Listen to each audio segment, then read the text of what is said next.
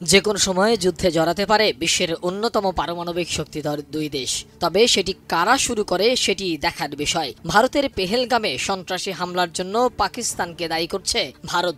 অন্যদিকে এটিকে ভারতের সাজানো নাটক বলছে পাকিস্তান। দুই দেশের এমন পাল্টাপাল্টি অবস্থানের কারণে অনিরাপদ দুই দেশের সীমান্তবর্তী সাধারণ নাগরিকরা। এদিকে পাকিস্তানের তথ্যমন্ত্রী বলেছেন, যে কোনো সময় পাকিস্তানে হামলা করতে পারে ভারত। এরই মধ্যে সতর্কতা জারি করেছে পাকিস্তানে। এসব আলোচনার মধ্যেই গভীর রাতে পাকিস্তান বিমান বাহিনীর ধাওয়া খেয়ে পালিয়ে বাঁচল ভারতের 4 যুদ্ধ বিমান। মঙ্গলবার গভীর রাতে নিয়ন্ত্রণ রেখার কাছে এই ঘটনা ঘটেছে বলে জানিয়েছে PAF। বুধবার নিজ নিজ প্রতিবেদনে এমনটাই জানিয়েছে পাকিস্তানের সংবাদ মাধ্যম ডন ও দ্য এক্সপ্রেস ট্রিবিউন। সংবাদ মাধ্যম দুটির প্রতিবেদন অনুযায়ী পাকিস্তান বিমান বাহিনী জানিয়েছে, মঙ্গলবার গভীর রাতে নিয়ন্ত্রণ রেখার কাছে ভারতের 4টি রাফাল যুদ্ধ বিমান শনাক্ত করে তারা। এরপরই তাদের সমন্বিত প্রতিক্রিয়ায় সেগুলো পিছু হটতে বাধ্য হয়।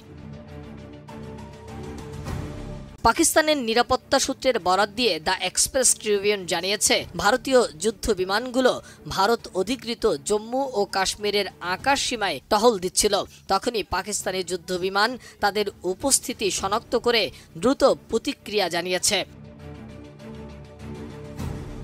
এদিকে মঙ্গলবার রাতে পাকিস্তানের তথ্যমন্ত্রী সতর্ক করে বলেছেন, ইসলামাবাদের কাছে নির্ভরযোগ্য গোয়েন্দা তথ্য আছে যে ভারতের পেহেলগামে হামলাকে অজুহাত হিসাবে ব্যবহার করে আগামী 24 থেকে 36 ঘন্টার মধ্যে পাকিস্তানের সামরিক হামলা চালাতে পারে বলে ধারণা করা হচ্ছে।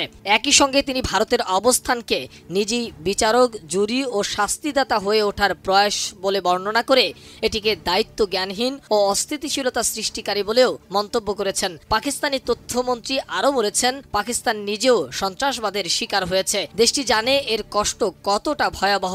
একই সঙ্গে তিনি সংযম ও আঞ্চলিক শান্তিরও আহ্বান পুনর্ব্যক্ত করেছেন।